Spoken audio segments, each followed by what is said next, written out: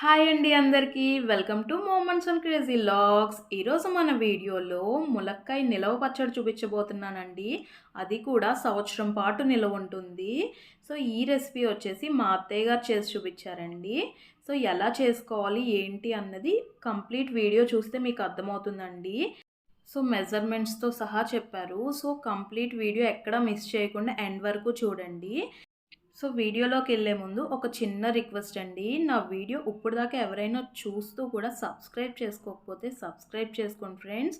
అలాగే తప్పకుండా కామెంట్ కూడా చేయండి రెసిపీ ఎలా ఉందని చెప్పి ట్రై చేసి.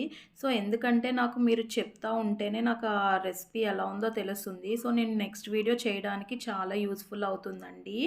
సో తప్పకుండా కామెంట్స్ కూడా పెట్టండి ఫ్రెండ్స్. సో వీడియోలోకి వెళ్ళిపోదాం రండి. సో ఇలా వేడి వేడి అన్నంలో ఈ ములక్కాయ పచ్చడి వేసుకుని తింటే దాని టేస్టే వేరండి. అసలు ఏ పచ్చడి పనికిరాదు, అంత బాగుంటుంది.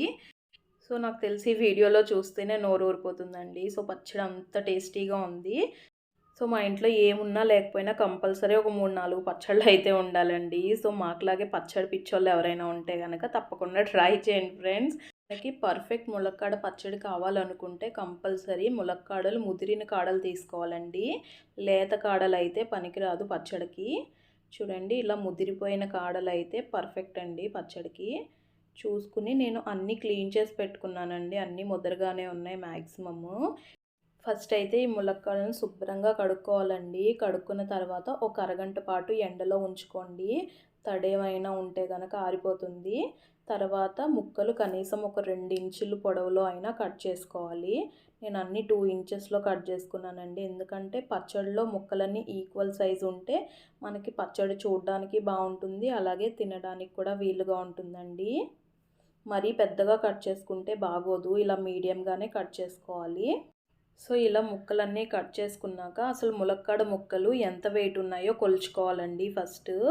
సో ఇవన్నీ ఒక గిన్నెలో వేసుకుని అది ఎంత వెయిట్ ఉందో కొలుచుకుందాం రండి ఫస్ట్. చూడండి ములక్కాడ ఎంత లావుగా ఉందో. సో ఇలా కండగా ఉన్న ముక్కలు అయితే మంచి టేస్ట్ ఉంటుందండి పచ్చడి. సో నేనైతే వేయింగ్ మిషన్ మీద చూస్తున్నాను చూడండి. మనకి ఈ ములక్కాడ ముక్కలు వచ్చేసి దాదాపు 1.5 kg వచ్చిందండి. 1.5 వచ్చింది. సో కొలుచుకున్న ముక్కల్లో మనం సాల్ట్ యాడ్ చేసుకోవాలంటండి. సాల్ట్ పసుపు వేసుకోవాలంట ఫస్ట్. చూడండి 5 to 6 టేబుల్ స్పూన్ వరకు సాల్ట్ వేసుకోవాలి. తర్వాత పసుపు వేసుకోవాలండి. పసుపు కూడా 2 to 3 స్పూన్స్ వరకు వేసుకోవచ్చు. అలాగే పసుపు వేసుకున్న తర్వాత ఆయిల్ వేసుకోవాలండి. మీ దగ్గర పల్లి నూనె ఉంటే పల్లి నూనె వేసుకోండి, టేస్ట్ చాలా బాగుంటుంది. సో పల్లి నూనె లేకపోతే ఇంకే ఆయిల్ వాడుకున్నా అది మీ ఇష్టం, ఆప్షనల్. ఆయిల్ వచ్చేసి మనకి 5 to 6 టేబుల్ స్పూన్స్ వరకు వేసుకోవచ్చండి. సో మనకి ముక్కకి ఆయిల్, పసుపు, ఉప్పు బాగా పట్టించాలి ఫస్ట్. చూడండి ఇక్కడ మా అత్తయ్య గారు చూపిస్తున్నట్టుగా ముక్కల్ని పైకి కిందకి ఎగరవేసుకోండి. అప్పుడు బాగా కలుస్తుంది. సో మనం వేసిన ఉప్పు, పసుపు, నూనె మొత్తం కలిసేటట్టు కలుపుకోవాలండి. సో ఇలా కలుపుకున్న తర్వాత మనం దాదాపు ఒక 2-3 గంటల వరకు అలా ఉంచేసుకోవాలంటండి. సో మేమైతే దాదాపు ఒక 5 hours అయితే ఉంచేసాము. ఎందుకంటే మేము మధ్యాహ్నం కట్ చేసి పెట్టుకున్నామండి. సో ఈ లోపు చింతపండు కోసం రెడీ చేసుకుందాము. సో చింతపండు అయితే వెయిట్ చూసుకుని వేసుకోవాలండి. సో 1.5 kgకి ఎంత చింతపండు పడుతుందో చూసుకుని వేసుకోవాలి. సో మనకి బౌల్ వెయిట్ వచ్చేసి 80 grams ఉంది. సో దీన్ని లెస్ చేసుకుని చింతపండు ఎంత ఉందో వెయిట్ చెక్ చేసుకుందాం.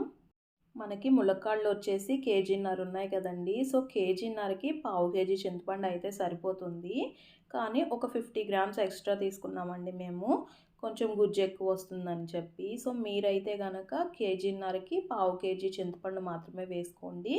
లేదు గుజ్జు ఎక్కువ కావాలి అని మీరు కూడా అనుకుంటే కనుక మీరు కూడా ఒక 50 grams ఎక్స్ట్రా వేసుకోవచ్చు. లేదంటే ఇంకొంచెం ఒక 100 grams వేసుకున్నా పర్వాలేదండి.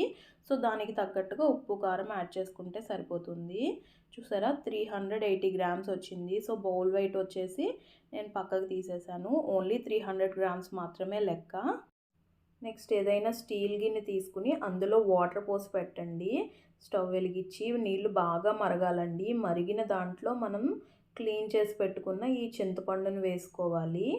చూడండి వాటర్ అయితే బాగా మసిలినవి. నేను మరిగించుకుని తీసుకొచ్చాను. ఈ లోపు మా అత్తయ్య గారు చింతపండులో ఏమన్నా పెచ్చులు ఇవి ఉంటే కనుక క్లీన్ చేసేసారు. సో మనకి చింతపండులో ఏమీ తుక్కు లేకుండా క్లీన్ చేసుకోవాలండి. గింజలు కానీ పైన పొట్టు కానీ లేకపోతే మనకి ఈనులు అంటారు కదా, అవి కూడా లేకుండా నీట్గా క్లీన్ చేసుకోవాలి. సో ఎందుకంటే ఇది మనం మిక్సీ పట్టాలండి. ఇది మిక్సీ పట్టినప్పుడు ఆ తొలకలన్నీ మనకి అడ్డంగా ఉంటాయి, నలగవు కూడా. సో ఈ చింతపండు అంతా వేడి నీళ్ళల్లో వేసేసుకోవాలండి. వేసేసుకుని అలా నాననివ్వాలి. సో బాగా నానిన తర్వాత దాన్ని మనం మిక్సీ పట్టుకోవాలి. సో ఈలోపే మా అత్తయ్య గారు వెల్లుల్లిపాయలు కూడా ఒలిచేసారు చూడండి. మనకి పచ్చడికి దాదాపు 1/2 కేజీ వెల్లుల్లిపాయలు అయితే పడతాయి. సో మనం పొట్టు అయితే తీసుకోకర్లేదండి. జస్ట్ మనకి వెల్లుల్లిపాయ వెనకాల ఉన్న తోకలు గిల్లుకుంటే సరిపోతుంది. సో ఈలోపు చింతపండు నానుతుందండి. ఈలోపు మనకి పచ్చడిలోకి కావాల్సిన పొడులు ప్రిపేర్ చేసుకుందాం. మనకి ఫస్ట్గా కావాల్సింది ఆవాలు, మెంతులు కంపల్సరీ ఉండాలండి ఈ పచ్చడికి. సో 100 గ్రాముల ఆవాలు, 100 గ్రాముల మెంతులు తీసుకున్నానండి నేను. చూడండి నేను ముందుగా మెంతులు వేయించుకుంటున్నాను. సో ఈ మెంతుల్ని మనం కొంచెం దోరగా వేయించుకోవాలండి, కలర్ చేంజ్ అయ్యే వరకు. సో మనకి అవి వేగుతుంటే మంచి స్మెల్ వస్తుంది. సో అలా స్మెల్ వస్తున్నప్పుడు దీనిని స్టవ్ ఆఫ్ చేసి మనం ఒక 5 నిమిషాల పాటు చల్లారనిచ్చుకోవాలండి. చల్లారిన తర్వాత దీన్ని మిక్సీలో వేసుకుని మెత్తగా పొడిలా చేసుకోవాలి. సో చల్లారిన తర్వాత ఈ వీడియోలో చూపిస్తున్నాను చూడండి. అలా మెంతులు ఈ జార్లో వేసుకుని మనం ఒక 5 నిమిషాల పాటు మిక్సీ పట్టుకుంటే మనకి మెత్తగా పౌడర్ అయిపోతుందండి. సో ఈ మెంతి పొడి వల్ల టేస్ట్ ఒక్కటే యూస్ కాదండి, చాలా యూజ్ ఉంటుంది పచ్చడిలో వేయడం వల్ల. యాక్చువల్గా ములక్కాడ పచ్చడి అన్నది చాలా వేడి కదండి. సో ఆ వేడిని కంట్రోల్ చేయడానికే మనకి మెంతి పొడి అన్నది ఈ పచ్చడిలో వేసుకుంటారు. సో మన బాడీలో ఉన్న టెంపరేచర్ని బ్యాలెన్స్ చేస్తుంది ఆ పచ్చడి వేసుకున్నప్పుడు. సో తర్వాత ఆవాలు కూడా ఒక 100 గ్రాములు వేయించి పెట్టుకోండి. వేయించుకుని ఇలాగే సేమ్ మెంతి పొడి ఎలా అయితే ఆడుకున్నామో అలాగే ఆవపిండి కూడా పట్టుకోవాలండి. సో చాలామందికి ఆవాలు ఎలా వేయించుకోవాలో కూడా తెలియదండి. సో మనం ఆవాల్ని ఇలా తిప్పుతూ ఉంటే ఆ వేడి సెక్కి ఆవాలు చిటపట్లాడతాయండి. సో టప్ టప్ టప్ అని పేలుతాయి. సో అలా చిటపట్లాడినప్పుడు మనకి మంచి స్మెల్ వస్తుంది ఆవాలు వేగినట్టు. అలా రాగానే స్టవ్ ఆఫ్ చేసేసి కాసేపు చల్లారనిచ్చుకుని అప్పుడు మిక్సీ పట్టుకోవాలండి. వేడిగా పట్టేస్తే అది ముద్ద ముద్దగా అయిపోతుంది, పొడి పొడిలాడుతూ అవ్వదు. సో కంపల్సరీ ఏంటంటే చల్లారిన తర్వాతే మిక్సీ పట్టుకోవాలండి. చూసారా, ఆవాలు వేగేలోపు ఈ బ్లెండర్లో వేసి ఈ మెంతి పొడి అయితే ఆడేసుకున్నాను. సో ఇది పక్కన పెట్టుకుని ఈ చల్లారిన ఆవాలను కూడా అందులో వేసుకోవాలి. వేసుకుని వీటిని కూడా మెత్తగా పౌడర్ చేసుకోండి. సో ఫైనల్గా ఆవపిండి కూడా అయిపోయిందండి. సో మెంతి పొడి, ఆవపిండి రెండు రెడీ చేసేసుకున్నాం కదా. సో ఇప్పుడు ఇంకా వెల్లుల్లిపాయలు మిక్సీ పట్టుకోవాలండి. సో వెల్లుల్లిపాయల్ని మరీ మెత్తగా గుజ్జులా మిక్సీ పట్టకండి. కచ్చా పెచ్చా కొంచెం ముక్కలు పలుకులు పలుకులుగా నలుపుకోవాలి. మరీ మెత్తగా అయితే అయిపోతే బాగోదు టేస్ట్. సో ఇలా కచ్చా పెచ్చా పడితే మనకి ఆ పచ్చడిలో పంటి దగ్గర ఒక్కొక్క ముక్క తగులుతుంటే మంచి టేస్ట్, ఫ్లేవర్ వస్తుంది. సో చూడండి మనం ఆల్రెడీ కలిపెట్టుకున్న ముక్కలు పెద్ద గిన్నెలో వేసుకున్నారు మా అత్తయ్య గారు. వేసుకుని అందులో ఈ మనం మిక్సీ పట్టుకున్న వెల్లుల్లిపాయ గుజ్జునైతే అందులో వేసేసారు చూడండి. సో మనకి కంపల్సరీ 1/2 కేజీ వెల్లుల్లిపాయలు అయితే వేసుకోవాలండి. మనం అలా వేసుకోకపోతే టేస్ట్ అన్నది అస్సలు బాగోదు. సో కంపల్సరీ 1/2 కేజీ వెల్లుల్లిపాయలు అయితే వేసుకోండి. సో మనం ఇందాక నానబెట్టుకున్నాం కదండి చింతపండు వేడి నీళ్ళలో, అదైతే శుభ్రం నానిపోయింది. సో దాన్ని మిక్సీ జార్లో వేసి మిక్సీ పట్టుకోవాలండి, మెత్తగా పేస్ట్లా చేసుకోవాలి. సో అలా వేసుకున్నప్పుడు కొంచెం ఉప్పు యాడ్ చేసుకుంటా మిక్సీ పట్టుకోవాలండి. సో ఈ పచ్చళ్ళలోకి ఉప్పు కారం ఎంత తీసుకోవాలో చెప్తున్నాను వినండి.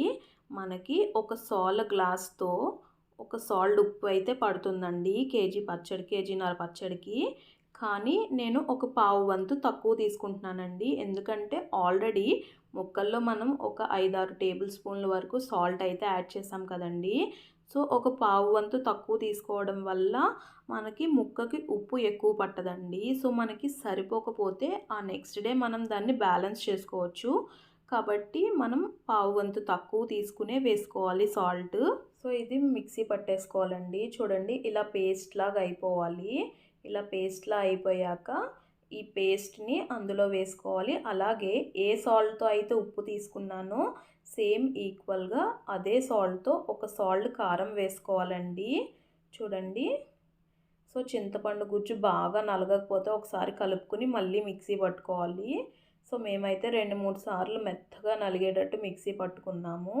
సో మా అత్తయ్య గారు అయితే చింతపండు గుజ్జు వేసేసారు. తర్వాత కారం కూడా వేసేసారండి. చూడండి, కారం కూడా వేసేసి మొత్తం ఇలా కలుపుకోవాలి. సో అలా ముక్కలకి పట్టేటట్టు బాగా కలుపుకోవాలండి. ఈలోపు మిగతా చింతపండు కూడా వేసి మిక్సీ పట్టి వేసేసుకోండి. సో అదంతా వేస్తేనే మనకి సరిపోతుంది. ఈలోపు మెంతి పొడి, ఆవపిండి కొంచెం కొంచెం జల్లుకుంటా ఇలా కలుపుకోవాలండి. ఒకేసారి వేసేసుకోకూడదు. సో ఎందుకంటే మనం అలా కొంచెం కొంచెం యాడ్ చేసుకుంటా కలుపుకుంటే బాగా కలుస్తుంది. సో ముక్కలకి అన్నీ పట్టేటట్టు బాగా కలుపుకుంటున్నారు చూడండి. ఈ వీడియోలో చూపిస్తున్నట్టుగా కలుపుకోవాలి. సో ఇలా కలుపుకున్నాక కొంచెం కారం వేసుకున్నారండి, ఒక 100 గ్రాముల దాకా. ఎందుకంటే మేము ఎక్స్ట్రా 50 గ్రామ్స్ యాడ్ చేశాను కదండి చింతపండు నేను గుజ్జు కోసం అని చెప్పి. సో దానికి సరిపడ కారం అయితే లాస్ట్లో ఫైనల్గా వేశారు. ఇదైతే ఆప్షనల్ అండి. నేను ఎందుకంటే 50 గ్రామ్స్ ఎక్స్ట్రా చింతపండు వేశాను కాబట్టి నేను ఒక 100 గ్రామ్స్ కారం యాడ్ చేసుకున్నాను. సో అలా 50 గ్రామ్స్ యాడ్ చేసుకోకపోతే ఈ ఎక్స్ట్రా కారం కూడా వేయక్కర్లేదండి. సో ఫైనల్గా చెక్ చేసామండి, ఉప్పు కారం అన్నీ సరిపోయినాయి ప్రెజెంట్ అయితే. సో ఇన్ కేస్ రేపు ఏమైనా ముక్క ఉప్పు పీల్చుకుంటే కనుక మనకి సరిపోకపోతే అప్పుడు కొంచెం సాల్ట్ యాడ్ చేసుకుంటే సరిపోతుందండి. చూడండి, మనకి నెక్స్ట్ డేకి పక్కన వాటర్ రిలీజ్ అయినట్టు కనిపిస్తుంది. సో అలా వాటర్ రిలీజ్ అయితే కంగారు పడకండి. ములక్కాడలో తేమ ఉంటుంది కదా, సో ములక్కాడ ముక్క ఊరినప్పుడు ఆ వాటర్ అంతా అట్లా బయటికి రిలీజ్ అవుతుంది. సో అలా 3-4 డేస్ స్టోర్ చేసుకున్న తర్వాత మనకి ముక్క అన్నది ఊరిపోతుందండి. ఊరాక ఒక డబ్బాలో తీసుకుని ఫ్రిడ్జ్లో స్టోర్ చేసుకోవచ్చండి. సంవత్సరం మొత్తం నిల్వ ఉంటుంది. సో చాలా బాగుంటుందండి పచ్చడి. మనకి కావాల్సినప్పుడల్లా కొంచెం ఇలా తిరగమూత వేసుకోవాలండి. కొంచెం కరివేపాకు, ఆవాలు, జీలకర్ర, ఎండుమిర్చి తిరగమూత వేసి వేడి వేడి అన్నంలో తింటుంటే అద్దిరిపోతుంది. సో తప్పకుండా ట్రై చేయండి. అలాగే నా ఛానల్ని సబ్స్క్రైబ్ చేసుకోవడం మాత్రం మర్చిపోకండి.